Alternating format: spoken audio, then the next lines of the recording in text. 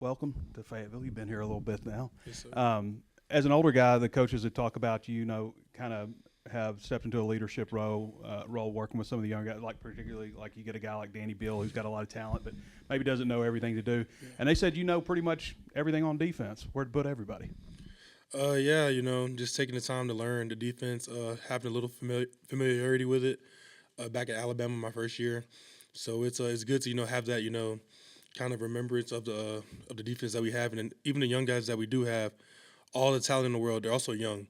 So it takes time. It took time for me as well. So I enjoy helping them out. Putting them in the right position. How's your career arc helped you as a player, starting off at Alabama, playing at Virginia, having a lot of success there last year, and now at Fayetteville? It's helped a lot. Seeing different places. Being around a bunch of different people, different teammates, different coaches. Taking everything that I've learned from all the staffs and players that I've been around and just putting it all together. It's definitely been a blessing. I still keep in contact with some of my coaches, some of my players that I played with, and I lean back on them when I need when I need advice. And then even the coaches that we have here, who have been great, Coach Cotton, Coach Wilk, even Coach Roberts with the defense. It's all been one big circle. I didn't expect my career to go like this, but everything happens for a reason. God's plan, and so I wouldn't ask for anything else. Quincy, what's been, I guess, the biggest difference? Obviously, you guys are, more of a hybrid odd front now, but what's been the biggest difference from last year's defensive line to this year's? Is it depth? Yeah. I feel like we got more guys who I can, rely on. Not saying, the guys who we didn't have in the room last year weren't enough, but I think, like you said, it was more like the depth aspect, and we got more guys who could, more diverse and who could play it all. Saturday, can you talk about? It seems like the defense won, so to speak. How would you characterize how you guys played Saturday? Relentless. I know, like for us, our mentality is, take the ball. Offense is own the ball, and defense is take the ball. So, the same amount of ability that they have as a right to own the ball, we got the same ability, take the ball. So I look at it like that, and we look at it like that. Hunter, what would you take? I would say on Thursday, we had a good 17 periods of practice, and then the last half got our butt whooped. As defense, we came together and we were like, we cannot let this happen. We're better than this. We know we're much capable more. So came together Saturday morning, came in with a mindset that we're not going to let that happen. We got the job done, and then some. It was good. Good seeing everyone fly around to the ball and make a bunch of plays. We've heard about the goal line stand, the one play inside the one. Were you guys both on the field for that? No, I wasn't. I was on the field, yes, sir. So how did you see the play development? Apparently, House came in and cleaned up after. How did it go? Yeah, so we saw the formation. It was a divided set, so the tight end was away from the running back. Then he ended up moving the running back over to the same side as the tight end. So when we see that formation, we're alerting down the down zone, Everything coming. coming down to downhill literally. So once we called it out on the defense, we knew it was coming. Guys like K House play relentless. Day was on that side where the ball tackled as well. They were able to make a play, big play for us. It's huge. You talked about depth, but specifically, who at end has been impressing you? Who all you think can factor in this year? I think everybody has the ability to play. It's just the fact that, how fast can they pick it up, you feel what I'm saying? And also, like, Hunter could tell you, like, the SEC isn't, it's not an easy conference. So you really just got to be gritty, down there. And you can't be just wheeling around, like, to just get shoved around. You just got to have your nose down, get ready to play hard-nosed football. I want to ask y'all both about Okie. What have you seen from David so far? For me personally, he's fast. He's very powerful at the point of attack. Him playing at that zero nose right now, he's a smaller guy, but he uses his leverage to defeat blocks. Plays great on double teams, making causing havoc in the backfield. I'm excited to play with him this year. See what he's going to do this year for us to help us win. Yeah. So all last year, he couldn't get on the field very much. What do you think of him? That's my guy, man. Oki has a different mindset this year. He knows that, a lot of pressure is on him, knowing that he didn't, have the ability to play last year. So he's stepping up to the plate. Again, he's another leader of D-line, and, very twitchy, a guy who can make plays with his twitchiness. So I'm expecting big things from him. He's, living up to the standard, and he, owning up to his standard as well. Quincy, what stood out among the two new defensive line coaches, Coach Cotton and Coach Wilkerson? How have you gelled with them? What's it like getting used to them, getting to know them right now? They're my guys. I know they be on me a lot because they know the potential that I have going on to next year and the draft and all that stuff. So my standard is, very high for them. They they football gurus. They take the time to study their opponents and, teach us things that we may not know, especially me. Like, I definitely learned a lot since both of them have been in office and, they're young. They also know how to have fun too. So, recruits to anybody out there who may be looking at this, school, I feel like a big thing is, having a personal relationship with coaches and knowing how to have fun as well as, doing what you're able to do, your job on the field. So I think that plays a big factor as well for me and my relationship with them. You mentioned the NFL draft. I mean, I know winning at Arkansas is the primary focus, but what's next for your development? What are you focused on maybe this offseason to kind of take your game to the next level? Like you said, like I'm just like keeping my feet like where I'm grounding at. I'm not too much looking forward to, what's later on down the line because that's the future. I'm worried about now. So really just taking every day with a grain of salt, learning for what I need to know later, and mainly focus on about these guys and how can we develop as a unit to win this year. What stood out about the guy to your right, Hunter? What have you seen from him since he arrived on campus? His leadership. I think as a D line, anybody has the ability to lead. For me, for example, I'm not as vocal, but I just try to show up and work every day. But when I tend to fall off, he there to pick me up as as well as other people. But great football player. He got a great head on his shoulders. Very wise. So this is my guy, and like I said, this is my guy. So yeah.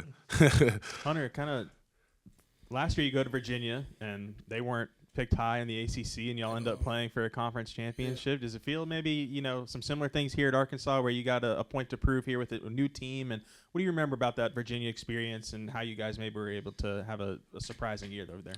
Absolutely. I would say, Coach Elliott, he kind of ingrained in us over there, be player-led, don't listen to the outside noise. And then over that entire summer, I just remember us working so hard. And then I think we all as a team last year kind of fell back onto that. We worked so hard that we're not going to let anyone outwork us. And I feel like we can do the same here. A lot of people, are thinking about the past and last year with this team. But, it's a clean slate. Coach Silverfield always talks about clean slate. And that's what we're here to do as well, show everyone else that, it's not the same tenure that was last year, coming to prove people wrong and, just win some games, honestly, yeah. You didn't have any shortage of options when you were in the portal. I mean, what was it about Arkansas that brought you here?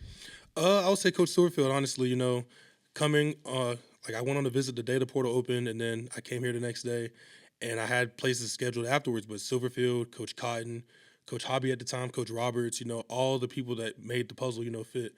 Coach Silverfield's plan for this program is nothing but success, and I see it. And Coach Roberts, one thing that they did say is they didn't come here to do a rebuild. They're ready to win right now, and we have all the pieces on this team to make that happen, and all the the coaches here that are going to make us very successful. I believe in the plan that Coach Silverfield has for us. Hunter, Coach Cotton was talking about how he felt like over the course of the practices you guys have had so far, he's seen you take on that leadership role. Quincy's saying you're a leader.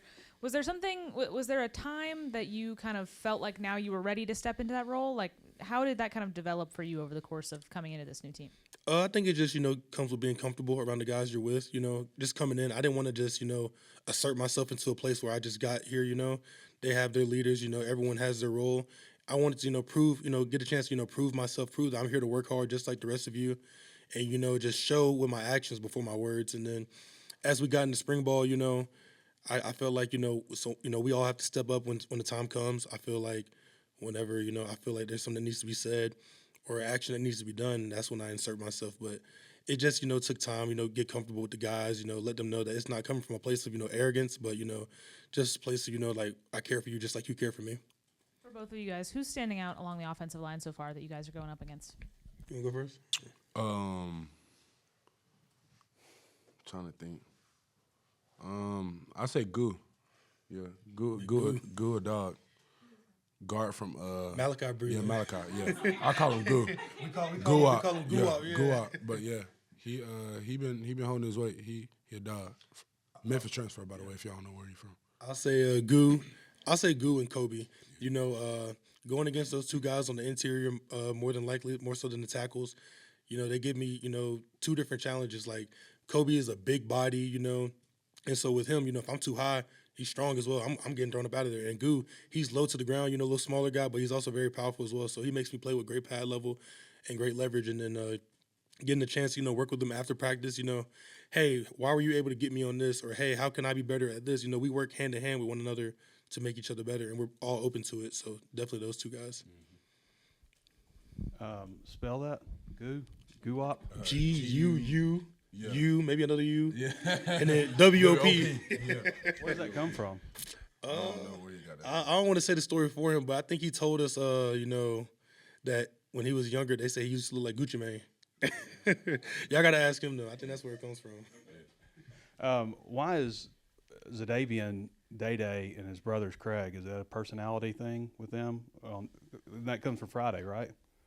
Say it again? Zadavian, Zadavian, the coaches were saying Zadavian's Day. Yeah, we call him Day-Day. Right. What is that? Is a personality thing or what? I mean, know where it came when we first got here. Man, we stuck with it, homie. Yeah. They call him Craig. Oh, really? His nickname is Craig. I didn't even know. I didn't know that. I mean, we know our guy, but I didn't know they called him Craig. Yeah. Quincy, when you were the transfer portal stuff was going on, were you like heavily involved in hosting visitors and stuff? And did you guys meet during that process also? Nah, the crazy thing is I hosted Jalen Allen, the guy who we spoke about last time from North Little Rock. And I hosted, it was some other guys, but they played in the secondary.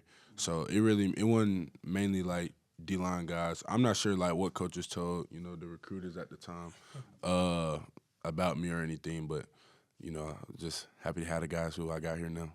Were you following along as the transfer portal stuff was breaking, like following the news cycle, or did you have that information from the coaches, or you watch like, oh, we got Carlin Jones, we got Hunter Osborne? I don't be in the media. Like, again, like if y'all know me, like I just show up and work. You feel what I'm saying? Like I just like Hunter said, like some people, you may have those people who may be able to talk and back it up, and then you got some who talk and don't back it up. So I rather my actions show, because it's gonna make me look bad if I talk so and so and so and so and I can't back it up. So that's how I look at everything. Okay.